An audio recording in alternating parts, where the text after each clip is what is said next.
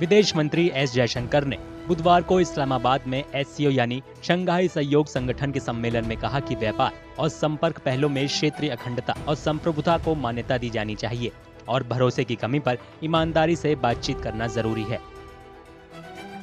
जयशंकर की ये यात्रा 2015 के बाद से किसी भारतीय विदेश मंत्री की पहली पाकिस्तान यात्रा है। उनकी ये यात्रा ऐसे वक्त पर हुई है जब एससीओ के प्रमुख क्षेत्रीय सदस्य चीन और पाकिस्तान के साथ तनाव जारी है।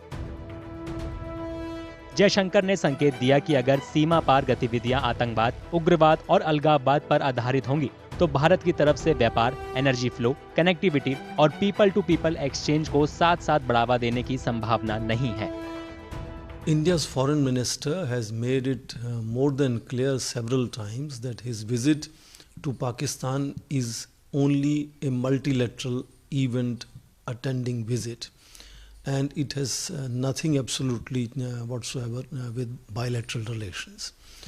But of course we understand that when Indian foreign minister goes to Pakistan after a long gap of 9 years, and these 9 years have been fairly tough for Indian foreign policy as far as relations with Pakistan are concerned.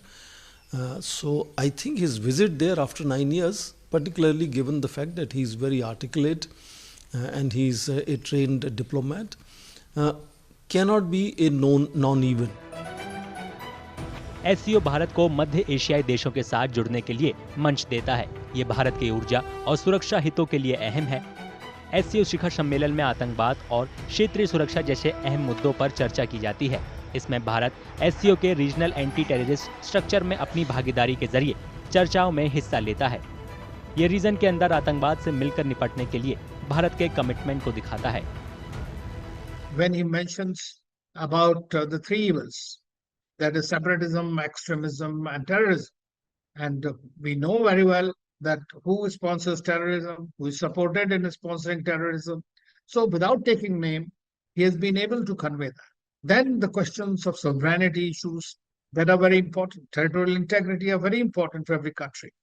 And that's precisely where India has once again told them the same thing. We know that Pakistan had ceded a part of Kashmir to China, and through which now we are seeing the CPEC, the China-Pakistan Economic Corridor that is passing through it, that impinges on Indian sovereignty because the whole of Kashmir is India's integral part.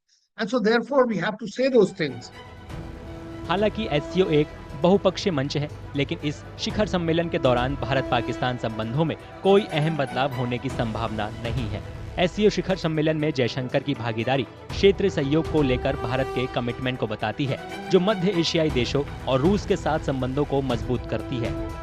ये बहुपक्षवाद के लिए भारत के समर्पण और चीन और पाकिस्तान के साथ चुनौतियों के बावजूद ये बहुपक्षवाद के जरिए भारत के लिए समर्पण और चीन और पाकिस्तान के साथ चुनौतियों के बावजूद यूरेशियाई जियोपॉलिटिकल में अपने हितों पर जोर देने की सोच को दिखाता है।